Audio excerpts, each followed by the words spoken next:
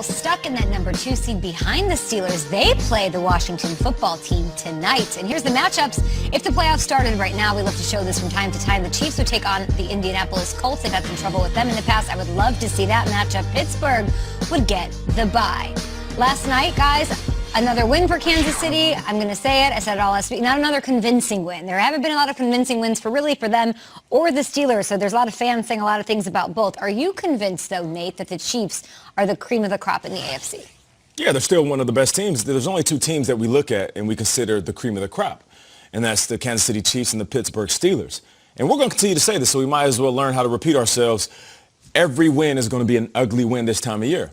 It's going to be the competition level. It's going to be games that have playoff implications behind it. It's going to be weather conditions. It's going to be quarterbacks and wide receivers, tight ends, running backs starting to fatigue a little bit. So it doesn't matter how they won as long as they got the dub. I'm watching this game and I'm sitting back saying, okay, all right, it's only a matter of time. Only a matter of time. This is a team that can start fast. We've seen that before. And they can finish fast. Travis Kelce's the best in the game by far. And then this is a team that if they start slow, they will finish fast. I mean, Kyle showed that Tyreek Hill play in the end zone. Even when it's not going right, it's going right for these guys. So to me, it's just like, I'll say it again, and I know it's been a few years since this team has really been legit. The Golden State Warriors, when they were at their height, I'm talking about Kevin Durant, Steph Curry, Klay Thompson. Even if they were down, there's something in you watching that basketball game saying all they got to do is hit a couple of threes and they are right back in this. And that's what it's like when you're watching the Kansas City Chiefs. It's only a matter of time. Their offense wasn't good last night. They were 0 for 7 in the red zone. They couldn't get it past the 3-yard line. It seemed like they had no offense there. Butker saved their butt, no pun intended, a couple times. Butt kicker, he calls himself. But it felt like there was a phantom delay of game call that was made that, like, even Al and Chris were like, huh? There was the Tyreek Hill weird, it was a touchdown, but he didn't communicate with Andy to say, hey, wait a second, like, I actually caught that ball, or maybe he didn't even know he caught it. And then there was this play here where it was a holding call, but, 3rd and 10, Mahomes to Tyreek, and they wait. Backflip again. Do it. Wait. Yeah! They took it back because there was a holding. So, they had their opportunities. It didn't work out, and yet they still win by 6. The defense shuts the door. The offense wasn't what it usually is. It wasn't sizzling, and yet they still win for the 11th straight time over a division opponent. They still win by 6 points, and they still find a way to milk the clock at the end, so that you're wondering, why did Vic Fangio punt with 6 minutes left? You gave them too much time. Yeah. They're still a unicorn of a team that you can't beat them even on their worst night offensively. And they give you a unicorn of a highlight. If you get Chris Collinsworth saying, you watch enough football, you see everything. Can we see the play? This was unbelievably strange. Mahomes to Tyreek. Tyreek had no idea that he caught this. I think the only one who knew he caught it was A.J. Boye on the coverage because he's still trying to rip it out. He goes to the sideline. He's like, I'm mad with himself. Dude, you caught it. And afterwards, Andy Reid says, I've been doing this a couple of years. I've never had a receiver who said, I didn't catch the ball. They always say that they caught it. Mahomes didn't know he caught it. He has no clue. And you think, Al is on the call. Al was there. He did what? Antonio Freeman catching it off the deflection. He couldn't believe it. Should have been a touchdown. That's never happened before where the refs say, man, it's always challenge it. And that should have been a touchdown. It should have been, and even their highlights are weird. I'll say this, and I'll pick up where you left off. It seems to be an answer to the question. The answer to the question is the Pittsburgh Steelers were undefeated and play tonight. It's always, they don't put people away. They don't have style points. They're not that impressive. They don't get the 10s from the judges.